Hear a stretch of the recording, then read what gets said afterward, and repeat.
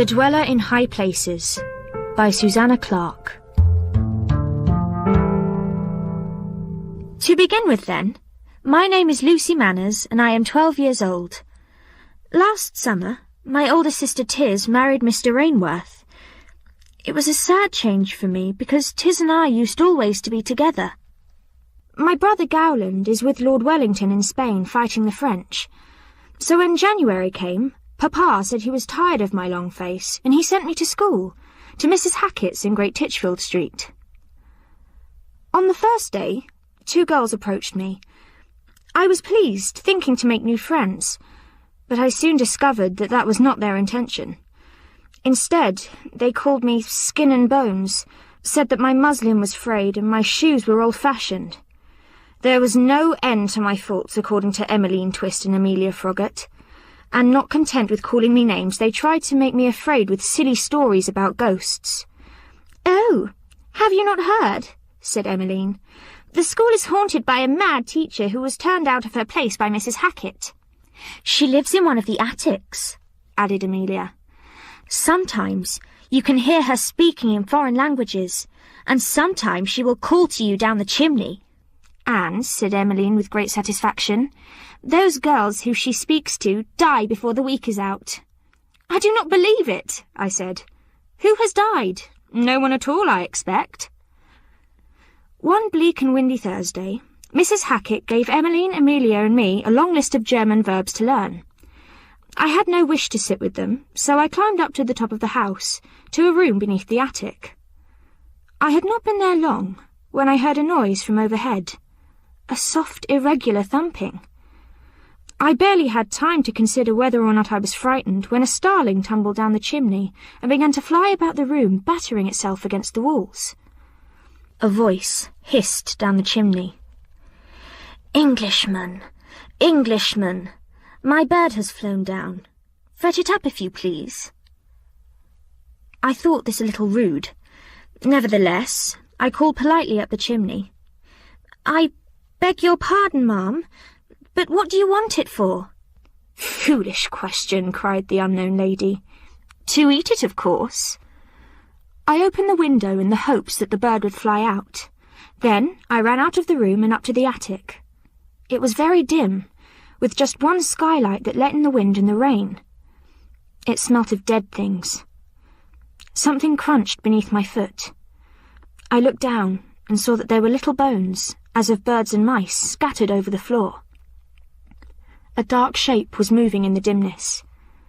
I could not at first make it out, but then I saw a woman's face, and my heart fell to the bottom of my stomach.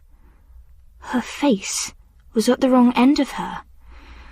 It was at the bottom of the dark shape, and her chin was no more than an inch or 2 from the floorboards. I thought I would faint.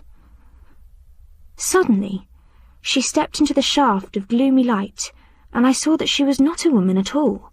She was a lioness for the most part. She had, besides, a pair of bedraggled wings, and a sweet but anxious face. Her human breasts were modestly covered with a ragged blue shawl, and her hair had been put into curl papers long ago and never taken out. It was full of knots and tangles. She was altogether such a wretched sight. I could not help but pity her from my heart. We stared at one another. Her lion's tail went from side to side thoughtfully. "I beg your pardon, ma'am," I said, "but are you not a sphinx?" "No," she said airily. "I am the Sphinx. Egyptian sphinxes are many, but the Greek Sphinx is only one." "Oh." There was a little silence. "I wonder, ma'am," I began timidly, "if I might comb your hair for you? It certainly needs it, and it is a thing I love to do." She gave a haughty little nod. So I pulled a comb from my pocket and began. Her hair was exactly the sort I liked best, a soft golden colour with a natural curl. "Good maids are hard to come by," I said. "The same for monsters as for human ladies, I suppose." "Monsters?" she cried indignantly. "Who do you call a monster?" "I beg your pardon, but you have the body of a lion and the face and breast of a woman, and— Oh, what nonsense you talk. The world is full of monsters, of which you are certainly one. A fact I would usually be too polite to mention, but you drive me to it. A lion is a sphinx's body with a cat's head on top, which is a very horrid thing. Man is worse. In man, the beautiful head and breast of a sphinx are defiled by the arms of a nasty ape and legs like a forked parsnip. She shuddered. Ugh! There was a whir of wings in the darkness. Her head whipped round. Bird, she said. Starling. They are not a bit kind. They call me spiteful names. Oh, said I know what you mean. There are 2 ignorant, ill-bred girls here who do the same to me. Bite them in 2, she suggested. I do not think Mrs. Hackett would like it if I did that, and anyway my mouth does not open so far. Mine does, she said with much satisfaction. Despite her quarrelsome nature, we became friends that day, and whenever Mrs. Hackett sent me work to do by myself, I would run up to the top of the house and climb out of the skylight onto the roof, and there we would sit, companionably together. She loved to be in high places, looking down at everything. If ladies or gentlemen rode along Great Titchfield Street on horseback, she would peer over the parapet and mutter, "Centaurs. Nasty creatures." One day, as I was combing her hair, I said, "How did it happen, Sphinx, that you came to London?" "Oh, that is easily told. I came in a ship attended by handsome young mariners. It was all arranged by a Frenchman called Monsieur Fauval. You see, Lucy, Monsieur Fauval lives in Athens, and it is his task to purchase the most beautiful Greek carvings and sculptures and send them back to France. Imagine his dismay when he discovered that a Scottish lady and gentleman, Lord and Lady Elgin, had arrived in Athens for the same purpose. Furthermore, Lady Elgin was a great favourite of the Sultan of Turkey, who governs Athens. Monsieur Fauval was obliged to watch as great treasures, which ought in his opinion to have adorned Paris, were shipped away to his enemies in London. So he came to me and made me a present of the blue knitted shawl, and begged me on his knees to come to London to persecute its citizens, which, of course, I was glad to do." "Good God!" I exclaimed. "But how will you do that?" "Well, I will ask them riddles, and when they cannot answer, I will strangle them." "Oh, don't!" I cried. "Oh, please don't. I mean, why should you? It is not as if Monsieur Fauval's present was particularly nice. I can bring you a much prettier shawl than that shabby old blue thing." "It is not a matter of presents," she said with dignity. "I am the throttler. I am the questioner. I am the guardian of dark doors. I am the dweller in high places. I am a blight upon man." "Well, if you say so, dear. It really doesn't sound very nice. But if I remember the tale of Oedipus correctly, he guessed the answer to your riddle, and you were obliged to throw yourself down and dash yourself to pieces."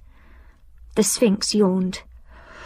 "Yes, Oedipus did claim that, did he not?" "When will you begin? In London, I mean." "Any day now," she said, and began to lick her paw. Privately, I did not think she was quite so industrious as Monsieur Fauval had hoped when he chartered his ship. She had no great opinion of Mrs. Hackett's methods of teaching. "I do not think you are learning anything useful, Lucy. Fortunately, I know many wise teachers. My brother, Cerberus, he who guards hell, will fetch up dead people to tell you all their secrets. And then there is Lamia, a delightful girl with the most elegant green scale tail. Oh, you will dote upon her. She will show you how to pluck your eyes out of their sockets and put them back in again." She never explained to me why she thought this would be useful. One day in late February, when it was near to sunset, I said, "Sphinx, dear, you know that I am very fond of you and that I wish you would stay in London. But if you continue in your plan to ask the citizens riddles, then I think you must ask me first and let me save London if I can. You know that if you give a wrong answer, then I must begin by strangling you," she said. "Yes, Do you think you are so much cleverer than the rest of London? No, indeed. I don't think I am clever at all. But I know you, Sphinx, and perhaps that will help. Very well. My heart thumped like anything.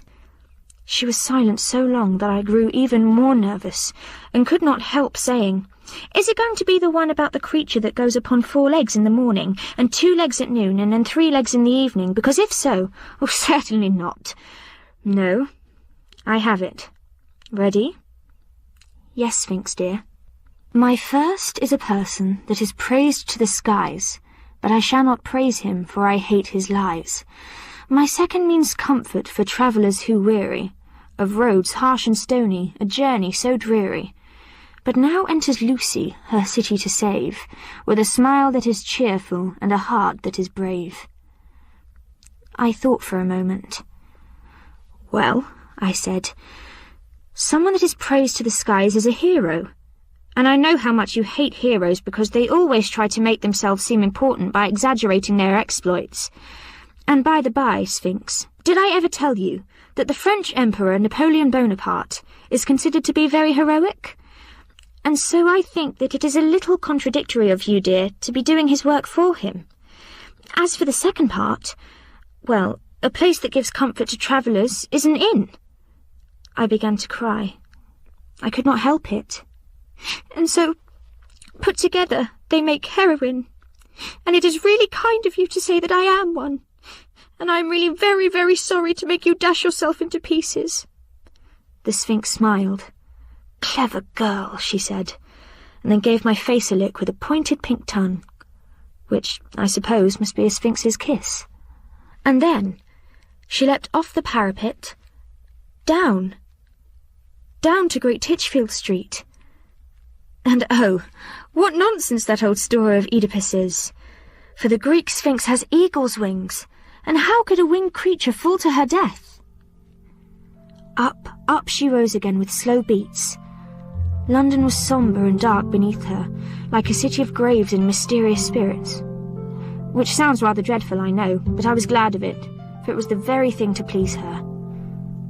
The last I saw of her, she was above the silver ribbon of the Thames, turning east towards Greece, and all the red and gold glory of the sunset was reflected upon her, the dweller in high places.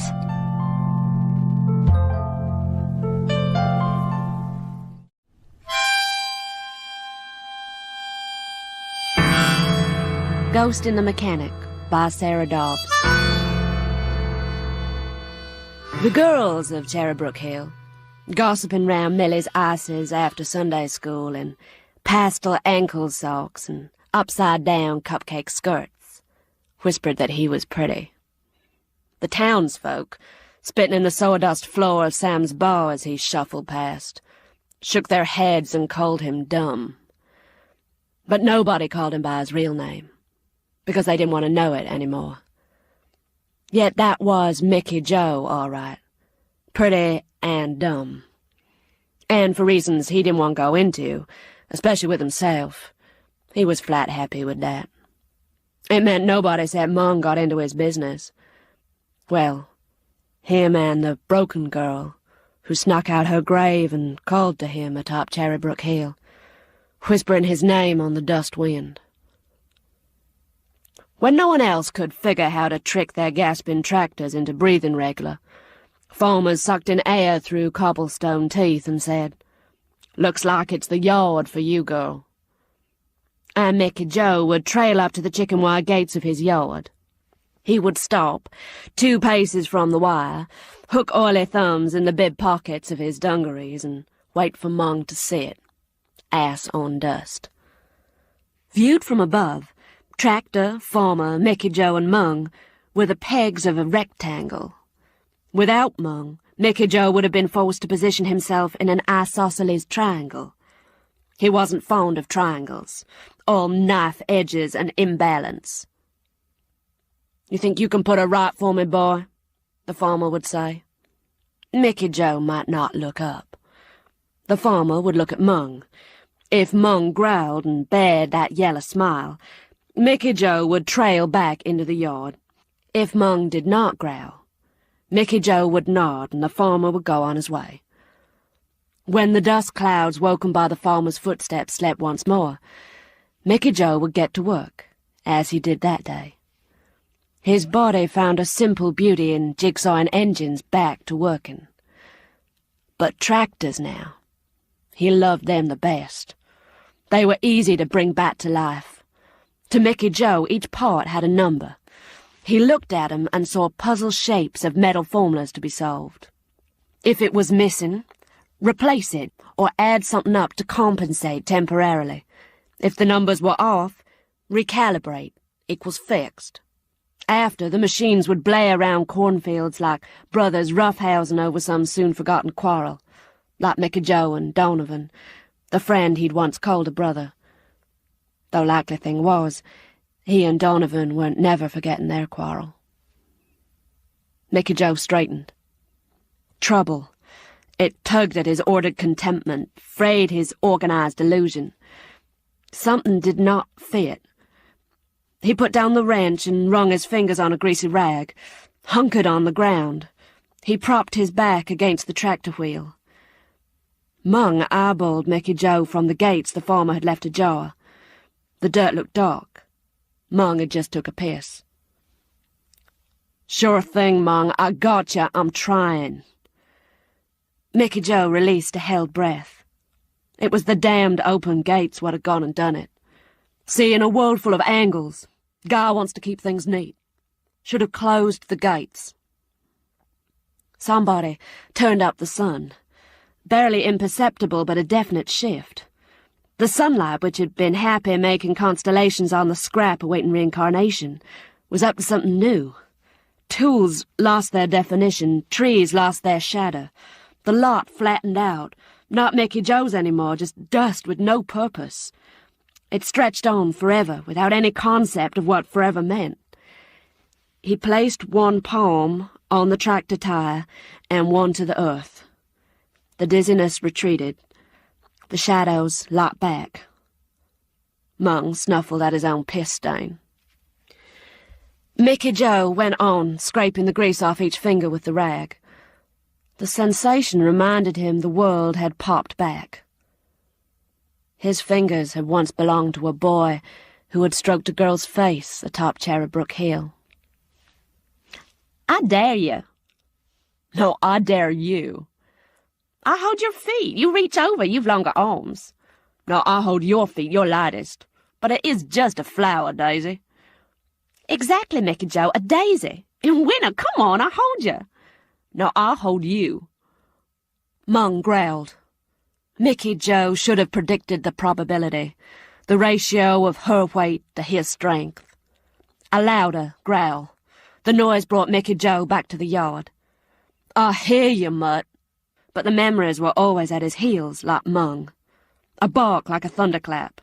"I'm hanging in there, Mung. Don't be worrying." But he wasn't hanging in there. Something had slipped out of kilter, something he could not recalibrate or replace. Numbers that refused to be knit and ordered. Something told him he wouldn't resist the song from the cliff top tonight. He would go back to Cherrybrook Hill and face what he had done. "That's that, then. No sense holding off." Mung raised rheumy eyes. Only when Mickey Joe swung the gate shut, pretending to leave without him, did the dog hobble forward. The boy pushed the gate back, allowing for Mung before he locked up. There was no real need. Folks can't steal what ain't there, but such was his habit. Mickey Joe's slow, determined pace got him about half a yard up the dirt path when he stopped. He put his weight on one hip, slung a look over his shoulder, eyebrow up, to check on Mung's progress. The dog investigated the nearest tumbleweed. It only moved forward once Mickey Joe had it on. The boy often wondered whether the dog would still follow if he didn't stop and check. But he always stopped and checked. Dust. At first it was just a rumour, a whisper on the thickening air. In a dwindling farming province such as Cherrybrook, where the dust ravaged crops and tore away topsoil, Mickey Joe was about the only fella who enjoyed the storms. He could do nothing to stop 'em, so would stand out in his yard like a lightning rod and brace the dust rage. He imagined that the dust told him tales of faraway plains, pasts and futures, that he and Daisy were just a couple of particles of dust among countless. But that afternoon Mickey Joe got mad.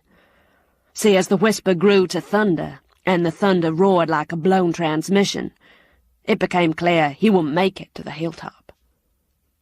Mickey Joe tailed back to the yard. He took the screen door off its hinges and bolted the other behind him. When Mung finally made it home, Mickey Joe thought the dog would just tuck up in the porch. In the kitchen, Mickey Joe stabbed at a supper of chicken and potato, her song swirling round his skull like dust in a basin. He pinched the candle out and counted down to sleep.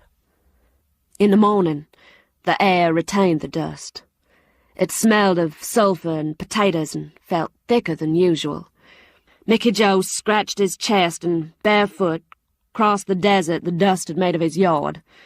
He slopped out last night's meal for Mung's breakfast. Stopped dead. He closed the gate.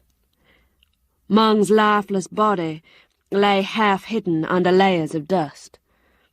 He hadn't sought cover anywhere else, not in the old bomb shelter just across the way, not even down the rabbit holes he liked to scrape out. He just waited for Mickey Joe to come and open the gate. Sam's bower did not welcome the newcomer. Men sat in the comfortable dock, more than ready to forget the drought and the decrepit harvest. Though empty, the place remained stubbornly full. But Mickey Joe came in anyways, and Sam wordlessly set a beer before him. The room would adjust. "Hey, boy, you take your chin off of your chest every once in a while. You might bother yourself to come and apologize to us all." "Easy, Don," Sam said. Mickey Joe supped his drink. "What's the matter, boy, huh? Break your own voice day you broke my sister's neck." Sam leaned his elbows on the bar. "Now listen here, Don, I get your meaning, but I ain't itching for any more trouble from you." Mickey Joe barely heard Sam's words. The room buckled in on him. Donovan's anger had a shape, a spewing web of numeric strings, unsystematic, pulsing random. Mickey Joe wished the room was full of tens. 10 was faithful, sturdy, fundamental. There were no 10s in Donovan. Nausea spider-crawled up the walls of Mickey Joe's stomach. Blinking, he tried to sort a pattern in the anger, some harmony or rhythm. But the numbers came too fast. Mickey Joe's fingers twitched, counting. If he could just figure the equations, factor it down, make it manageable, breathable. But the numbers resisted, doubled, spliced. "Daisy's dead, and here you are walking round like you're the one was wronged." Mickey Joe crossed his arms over his face, as if that could deflect the chaos. But it was behind his eyelids. Everything was out of balance. "So I know why she don't speak," Donovan said. "Common trait with the dead tends to be. But what's your problem? Somebody drop you off a hill and all?" Mickey Joe saw the flicker in Donovan's jaw, the shake of his head. Donovan fell blank again. Not even a sea of O's, just empty zeros. Mickey Joe staggered out of Sam's bar. His tornado steps blew him, finally, to the epicenter of all his troubles. Daisy Morris waited on top of Cherrybrook Hill. Arms across her chest, she tapped her sandals on the grass. "Well, what do you know, Mickey Joe? Why ain't you ever been round to see me? I've been after talking with you for a long while." Mickey Joe saw different daisies, all in the same face. There was the girl he had known, the woman she might have been, and the one whose mama had had to put her in the ground that winter. Mickey Joe sank to his knees. Dust ground the backs of them like dirt in gears. His body chugged with sobs, his tears thick as oil. "I wish I could fix you." All 3 images of Daisy stepped forward. She shimmered like a heat wave, each version ghosting in and out. "I ain't broken, dummy," she said. Mickey Joe closed his eyes. thought he could see the world in rows of tens, shapes, not squares, circles. He was sure he felt a kiss press his forehead. The words, "And you ain't neither." Mickey Joe looked up. Daisy was gone, her kiss drying. He thought he heard a growl, but it was only thunder. A raindrop plinked on his forehead, dead center. He healed the tears from his face, and his skin felt raw, but clean. Mickey Joe stood, descended from atop Cherrybrook Hill. He had a long trek ahead of him to the Morris farm. When finally he made it, Donovan stood like a statue behind the screen door, and Mickey Joe heard Mrs. Morris holler out, "Who is it?" And Donovan said, slow, "It's Mickey Joe, Mama." It started to hiss with rain.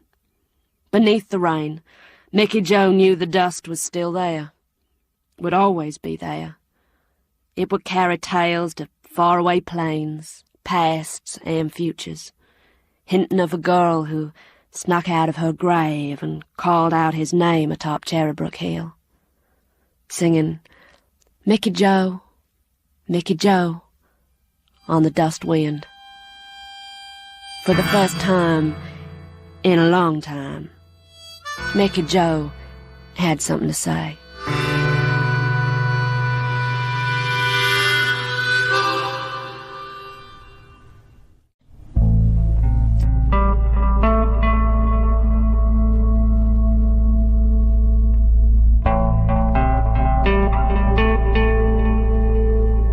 ID by Phil Emery. I have lost my card. That is my first coherent thought. A little while ago I awoke feeling weak and nauseous, sprawled in a damp, stinking, narrow little alley. I lay gathering my strength until I felt able to haul myself off the ground with the aid of a drain pipe coming down one of the walls. Pulling myself up, the nausea increased and I had to fight it down, clinging to the pipe. I leant my back against the wall and fumbled through my pockets. Then came the thought, surging horribly up through my floundering mind. I have lost my card. I can remember nothing before waking. I don't know who I am, not even my name. My clothing consists of training shoes, jeans, a shirt, and a raincoat. All my pockets are empty except one. I fish out a crumpled street map of a city with a jag of paper protruding from its pages. I take this out and read it. It's an address. My address. And a name, though not mine. A female name. A friend. Lover. Relative. I stagger out of the alley into the street. It's morning. There are many people and a busy road. I'm in the center of the city.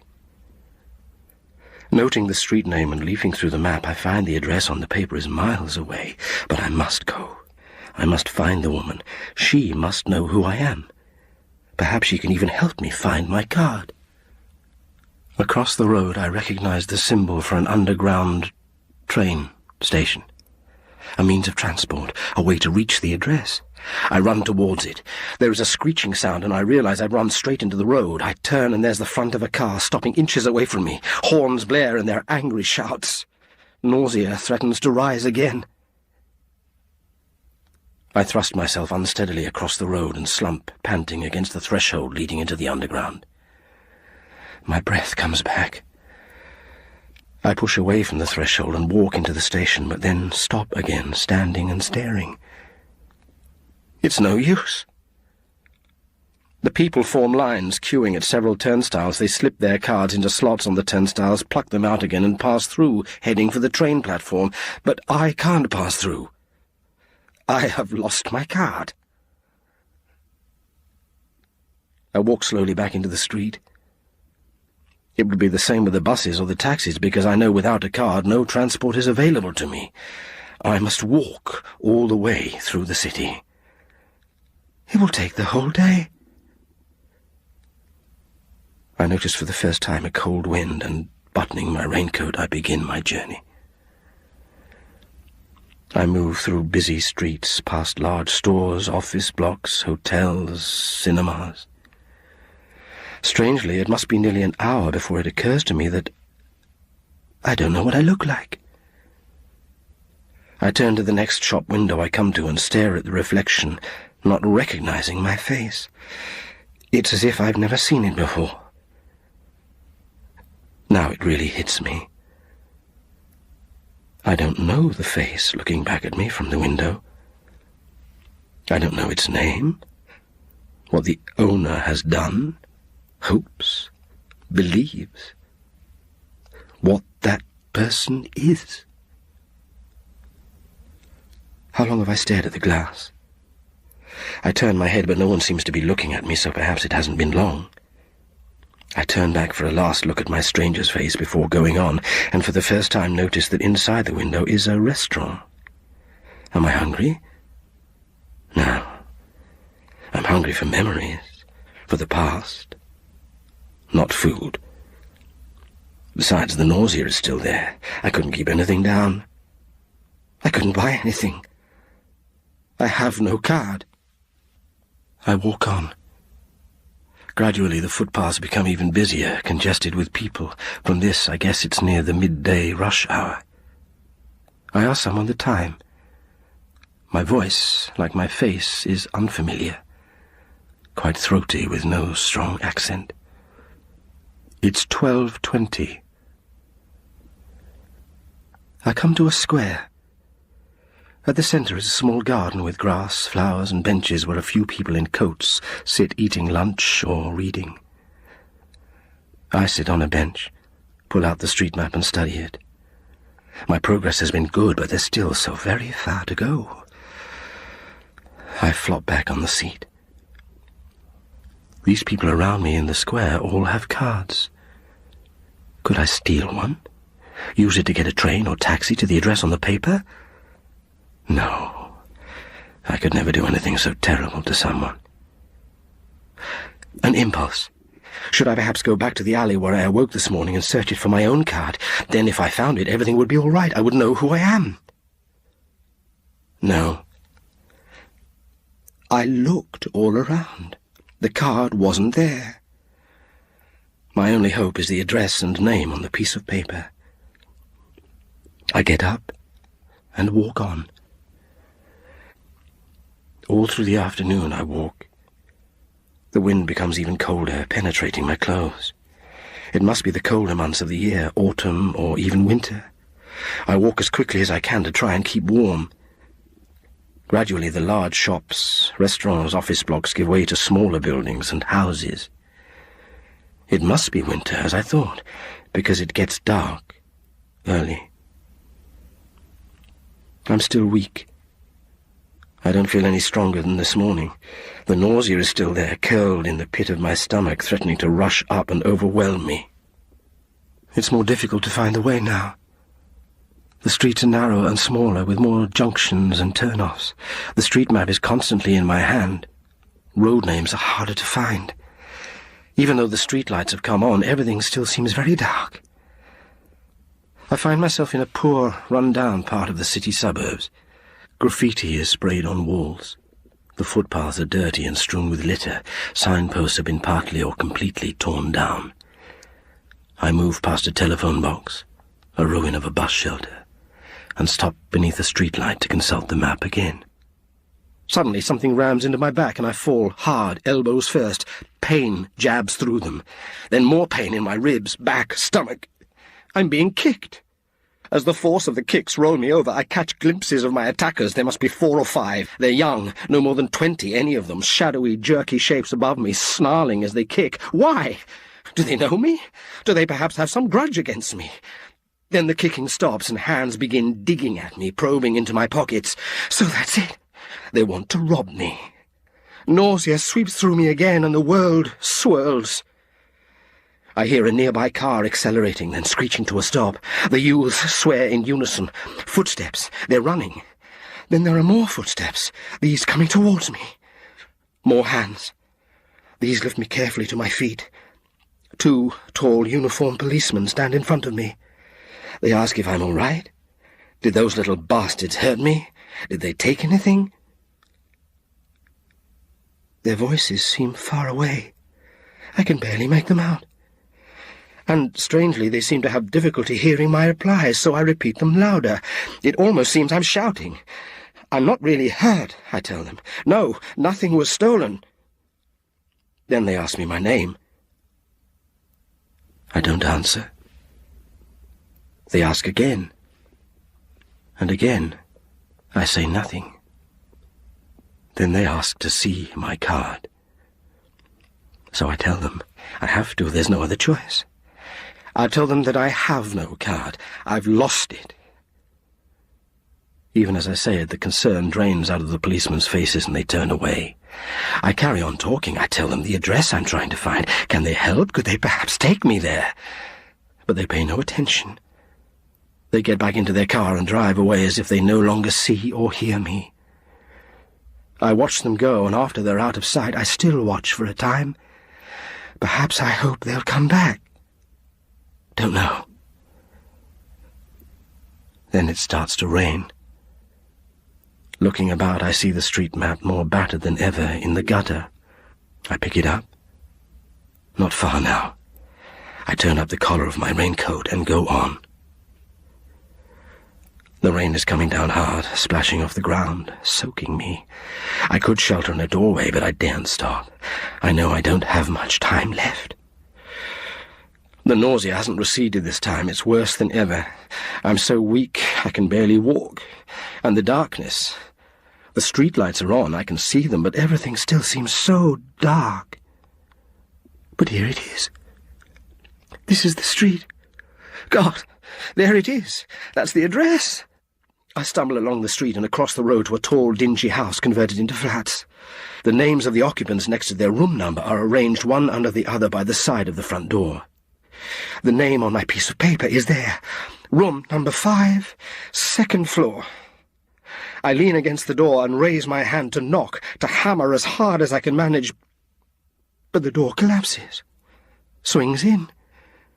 I didn't notice it was fractionally open. I collapse with the door, sprawling onto the cold, tiled floor of the hallway. I can't get up. Don't have the strength. So I crawl. The stairs are in front of me. I start dragging myself up, hands and knees, one step at a time. I manage to reach the next floor. A light bulb suspended naked from the ceiling glows, but makes no impression on the darkness. Of course it doesn't. How could it? How could anything? I can hardly see more than a few feet now. Looking up at the first door, I have to strain to make out the number. No, not that one. I pull myself along to the next. Nausea. Getting worse all the time. To think clearly. This is it, though. Number 5. My hand struggles up, makes a fist, thumps the door. I hit as hard as I can, but the noise is nothing more than a gentle tap. I wait. Finally, the door opens. I look up and see a woman. Dark hair, I think, but I can hardly see. I speak, and she looks down. She looks puzzled.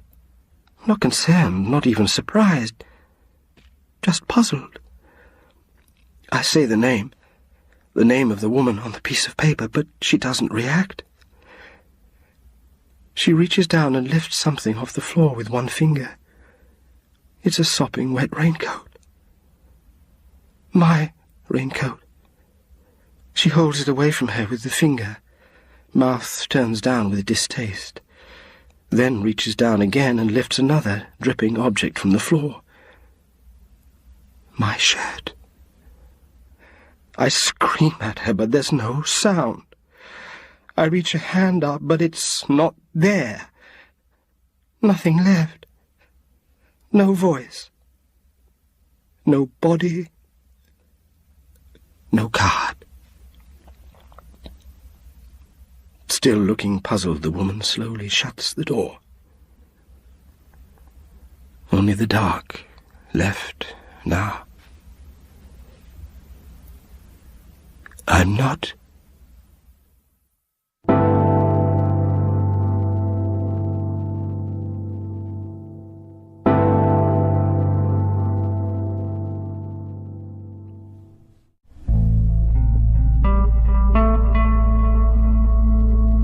Conviction by Kate Scott. It's not a case of simple escape. It's more that I like to feel stretched, and to silence my mind by making my body the predominant part. I even enjoy the torture of it, the rhythm of the repeated thought. No more. No more. My brain the whip, urging the flagging body on until I finally allow myself to fold over in a bow to myself. A salute to my own determination. I'm always tense running by the canal, on the lookout. If they knew, people would think I was crazy to run here. It is outside the accepted borders, and even though it isn't actually prohibited, it's understood that you aren't supposed to go outside your own territory. Unpleasant rumours persist about what happens to those who cross the boundary from north to south. I'm not a rebellious person, but I like the idea of extension. I like the feeling of going beyond. Our lives are so curtailed now, run along the government's tight beginnings, middles, and ends. We have security, we have structure, but we have no choice. No undulations in our paths. I've always felt suspended in my own life, not yet committed to any particular direction, and so I run the same route over and over, looking for some new turn in my head. Just as I'm passing the second lock of the canal, listening to a song on my MZ60, Merrin interrupts. Jim, I flip the switch from one-way receive to communication, the song automatically pausing itself. Yes? You're running, then? Merrin sees my runs as self-indulgent. She sees actions as either contributing or not to the good of society. My running definitely falls into the latter category. I was before you called. Perhaps it is feeling defensive that makes me doubly shocked to see that a boy has appeared in front of me. I haven't been paying attention, and so I haven't seen his approach, but he's probably come from one of the warehouses just behind me. "All right," he says. "Merrin, I have to go." I switch off the receiver. "Hello," I say, hoping I sound relaxed. I'm very aware of my exposed skin. The boy is about 16, with dyed black hair with blonde roots. He's wearing one of the rubber suits canal workers wear to protect their skin from the chemicals, and for a split second, before I see the scar, I wonder if he really is a worker, or if it is some kind of statement. Some kids from our territory do dress up as if they're from the canal side. But the boy must have got splashed during his work. The right side of his face is covered in a melted skin scar, and he is evidently self-conscious about it, because he puts his hand up to his face as he sees me notice. "Nothing like this ever happened to you?" He points to the scar, becoming defiant. "No. Lucky. Lucky you."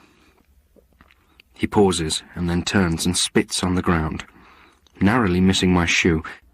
Shall I try and make a run for it? No, I can handle this. It's just a boy. A boy from the canal side. "You're from the north," he says. Yes, I am," I say. I'm trying to keep my face slack and unresponsive like his. I will myself not to smile, not to seem as if I am trying to get him on my side.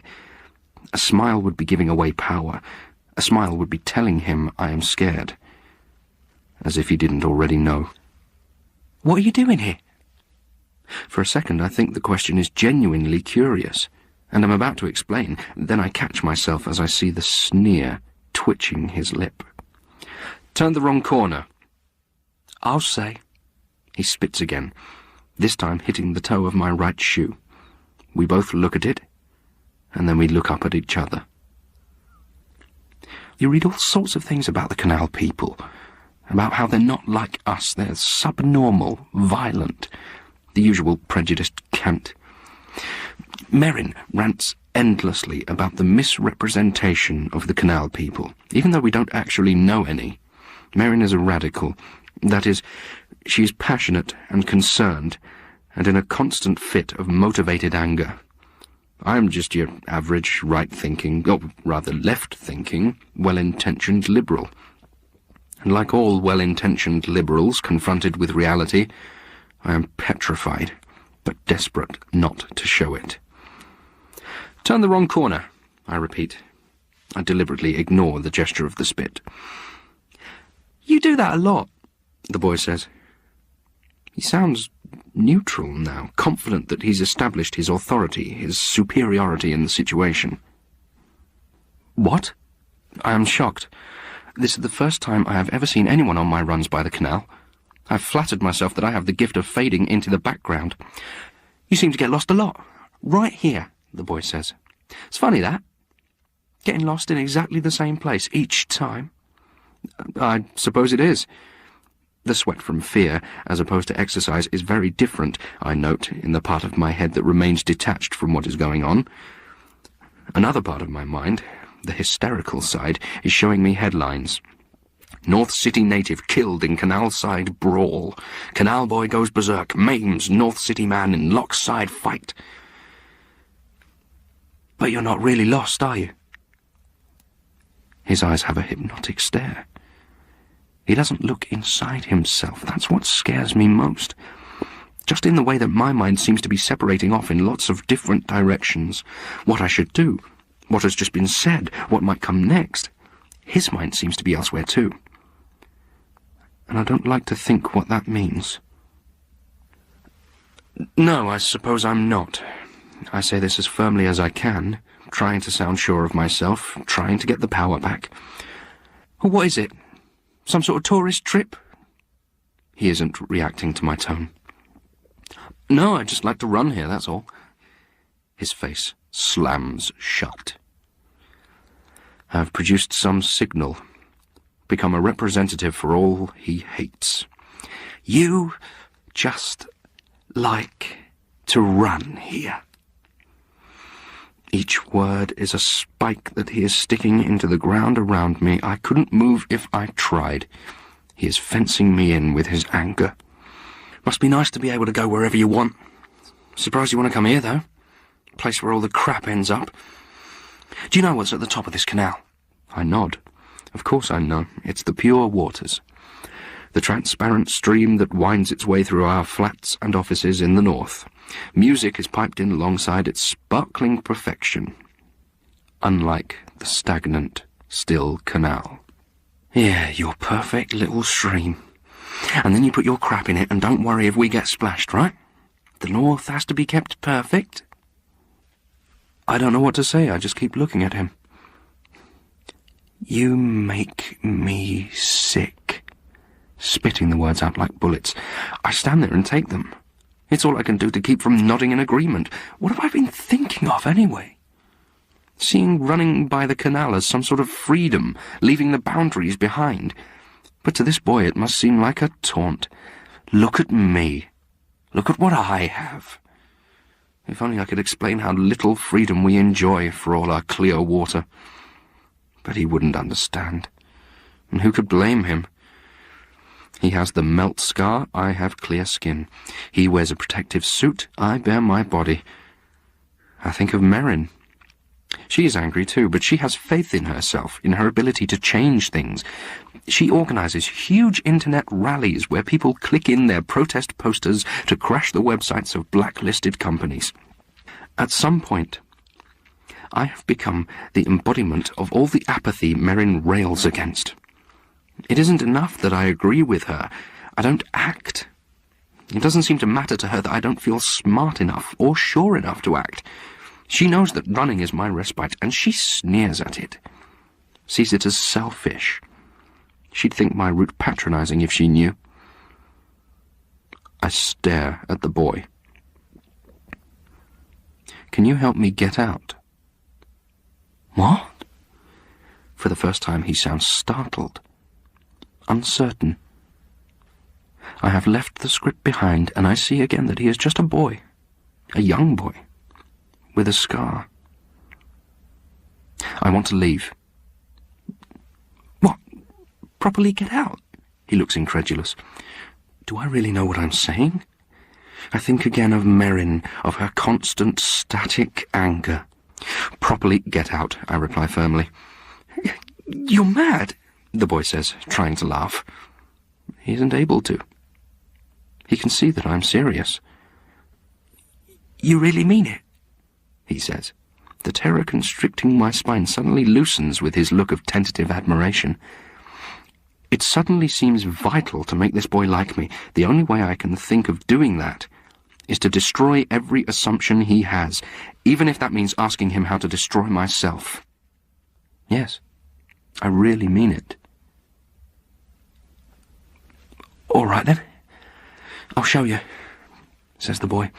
He turns and begins to walk fast off towards the warehouses. Well, come on, then, if you're coming. He starts running down one of the narrow lanes between the buildings, the mud surface pock-marked with the footprints of the canal workers. I follow him, slowly at first, but then picking up pace. We're heading to the high wires. I realize he is going to show me one of the famous gaps, the irregular openings in the high wire fencing that marks out the world we're permitted to live in. I've always drifted. At first, Merrin saw this as a conscious rejection of the narrow lines we are given to live within. Now she sees it for what it has always been, a lack of courage to think, to decide, to act. Now I see my runs not as escape, but as training. What do I have to go back to? Merrin's disappointments? My frail protests at the social preoccupation with preening primped happiness?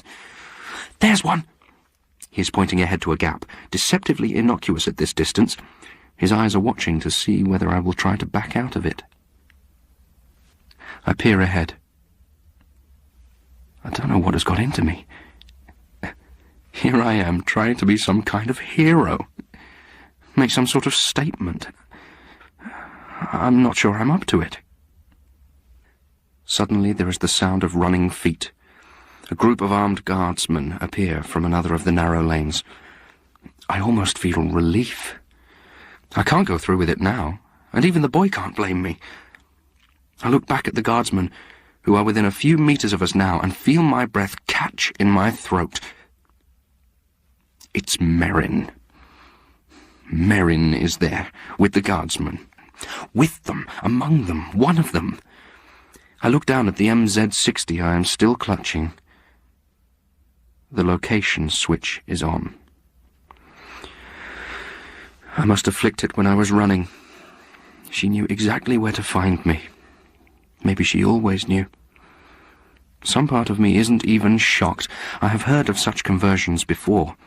The greater the height, the darker the fall. I look at her and she looks back, unflinching. It is the face of someone who has changed beyond all recognition. I look at the boy, no longer afraid to smile, and he smiles back. We both know I won't make it. I'll be brought in one way or another, but I can feel a thought running in both our heads. Perhaps this is just the beginning of a story. The story of a runner who makes it. The thought shivers down my spine. I recognize the feeling. It's happiness. The happiness of conviction.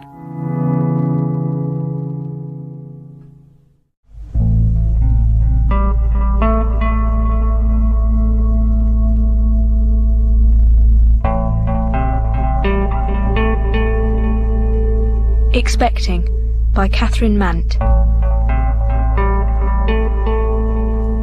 Carl says, if you go and get pregnant, I'm out of here. So I go and get pregnant, and he's out of there.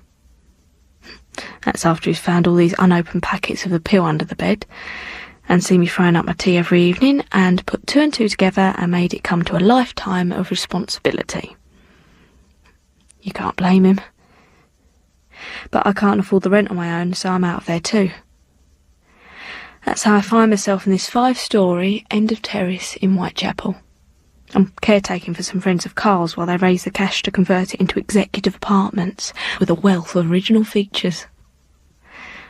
My bit's the attic, which is the only floor half fit for human habitation. It's mine, rent-free for a good 9 months, which should take me up to when the baby comes. If the baby comes. Sometimes I only half believe it. This place is so creepy it's hard to know what to believe. You go out of your mind here and nobody will know the difference. Here's my routine. I wake up first thing and it's freezing. I rub a hole on the grime on the window pane above my bed and stare out over the rooftops. Then I lie back with a blanket over my head and think of Mary Poppins while I'm trying to shut out the noise. Footsteps. Thud, thud, thud below it. Only I know it isn't footsteps because there's no one else in the house and next door's empty. So I'm imagining it. Maybe. Or when I can't put it off any longer, I race to the loo 2 floors down, clapping my hands and banging my feet on the boards in case there's rats. So while I got my head down that bog one morning that I first hear the baby crying. Then that flapping like bare feet running on lino. And the wailing stops. This time I know it's my imagination. There's no baby for miles, unless you count the one inside of me.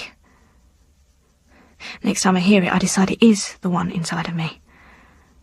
Trying to tell me something. Spooky or what? Most days I'm in my attic painting, except Tuesdays when I sign on. I daub and smudge and smoke and eat lime pickle. And the smell of the oils and the terps gets all mixed up with the smell of the pickle when it's good. I catch myself licking the top of the terps bottles one day and just stop myself before taking a swig. Come 6 o'clock, my head's down that loo again. Then I just mooch about a bit and tell myself stories and listen. Listen. Listen. I won't know what I'm listening for till I hear it. We all have places we can't go.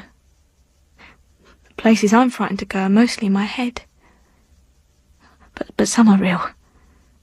There's one right here in this attic. It's a tiny cupboard high above my bed. I can't go there, but I think about it all the time. I feel it's forbidden, but I know the only way to stop being scared is to look. I will look. Soon as it's daylight and this is just a normal, cheerful little garret in Whitechapel. I wait till the sun's come round far enough to pick out a spot on the wall. Then I balance on 2 old phone books on my bed and pull that cupboard door open fast before I can change my mind. Something dead flutters out and I scream and fall off the bed and scramble out to the landing. I feel stupid because how can something flutter if it's dead? An hour later I poke my head round the door and it's still there, lying by the bed where it fell. I thought it might be a dead owl, but it's not. It's a little package wrapped in tissue with a faded ribbon round. I leave it there and go out and get another jar of pickle. Next day I open the package. It's a ring of yellowish ivory with a silver bell attached. My baby's rattle. I can tell it's old because it's got that faint smell of urine you get in junk shops. In the back of my mind I have this feeling I already knew it was in that cupboard. It's kind of familiar. Here's what's puzzling though. Did I put it there myself? This place is so quiet it's doing my head in. Silence has a way of turning itself into sounds, and you can't tell if they're real or not. What I am hearing more and more is this baby crying and then footsteps. Bare feet flap, flap, flap on lino. And then it stops. It's got to be a trick I'm playing on myself. It's got to be. Because if it's not, it's ghosts. This bloke's coming from some Georgian Preservation Society. The owners want me to show him around and keep him sweet because they don't want any complications with the planning. I'm expecting frock coat and buckles, him being a preserved Georgian, but it's head to toe Armani and aftershave so strong I have to purse my lips so I don't retch. He eyes me up on the doorstep, fancying his chances, I can tell, even though my face is purple with not retching. I offer him a sandwich. Lime pickle, he says. Trying to give it up? Well, he's darting about all over the place with a "now that is nice" every time he crashes into a broken shutter or falls onto a sooty grate. He knows a bit about the house. Built for an 18th century merchant, he says. Went down in the world, used as lodging rooms, then storage. That's why it's so wonderfully untouched. I show him the rattle. Partly I want an opinion, but mostly I want to distract him from a lump of dope on the bedside table. Teething ring, he says, hardly glancing. So there would have been babies in the house, I casually inquire. Certainly. Any die here, even more casual. More than likely, he shouts. This is because he's got his top half out the attic window admiring the chimney stack. I spot the rusty point of an old nail on the frame about to sink into the elbow of the Armani. I decide not to mention it. I'm sitting on the bed wriggling my bare feet, which were as pretty as the day I was born, wondering how to bring up the topic of ghosts when he jerks around with a bit of an 18th century F as he feels his sleeve rip. Always open to suggestion, I tell him. But he's down the stairs with a, "Thanks, I'll let myself out," before I can open my mouth. Maybe he's guessed I'm not as wonderfully untouched as the house. That afternoon I'm poking about in the first floor front to suss out what Mr Georgian Preserve found so bloody marvellous about it, and I find my name. Louisa. Scratched on the panel behind the door. As soon as I find it, I know that's what I'm really looking for. Else why would I be in there? Sometimes I just wish Carl would come and find me. Same afternoon I walked down to Brick Lane to find a girl I used to know called Fat Mary. She's always hanging around Brick Lane. Can get you anything. I don't find her. On the way back I nick a packet of henna from a market stall. There's no instructions, so I make it up. Must do all right, because it turns my hair an amazing red. Afterwards I notice there's rusty stains like old blood all over the bath, and the floor, and up the wall, and on my hands. It looks as though somebody's been murdered in there. I feel like bloody Lady Macbeth. I've always been a wild child. That's why it's great I'm in this big spooky house on my own. I could do whatever I like. Be an artist, dye my hair. It's best without Carl. He was always so sodding predictable now, come to think of it. It's days since I've done any painting. Too busy being sick. I wonder if it's normal. I wonder if I should get one of those tests from the chemist to make it, like, official. I don't know if it's thinking about babies, but I suddenly remember Mum. It's nearly a year now. It'd be a laugh to ring out of the blue and tell him I'm expecting. God, that'd shake him. Never could take Carl. Which is why I walked out on my 16th birthday. Soon as it was legal. Wouldn't go back now if you paid me. I put that baby's rattle on the shelf in the hall because I'm too spooked to keep it in my attic. Every time I go past, I'm surprised it's still there. Somehow I'm expecting somebody or something will have collected it. As soon as I get my gyro, I'll get some nice little baby clothes. Then I think, suppose this is a phantom pregnancy. What a joke. A real ghost baby. 3 times a day there's this wailing and footsteps. Wish I'd never had the idea of ghosts. I'd rather I was going mad. I've got to do something about it. I have another go at finding Fat Mary. She's sitting behind the till at her dad's all-day grocer's. "Can you find me a vicar?" I ask. Her dad's watching me from behind a pile of yams. "Piss off," she says. I'm serving. I pick up a standard and flip her £1. What you done to your hair? She says. What you want a vicar for? Henna, I tell her. An exorcism. Oh, right, she says, banging the change on the counter. Come back Tuesday. By Tuesday morning, I'm in some kind of a state. All night I've heard the baby crying over and over, and these flapping footsteps. Somebody running. Then the wailing stops. 10 minutes later, it started again. I look at myself in the bathroom mirror and my face has gone a kind of dead white. I tear over to Fat Mary to see if she got me a vicar. Better than that, she says. Turns out she knows this bloke called Gary, who changed his name to Hassan and is well experienced in the occult. Done loads of exorcisms, apparently. He'll come over tonight. He's about 50, fat, with a greasy grey ponytail.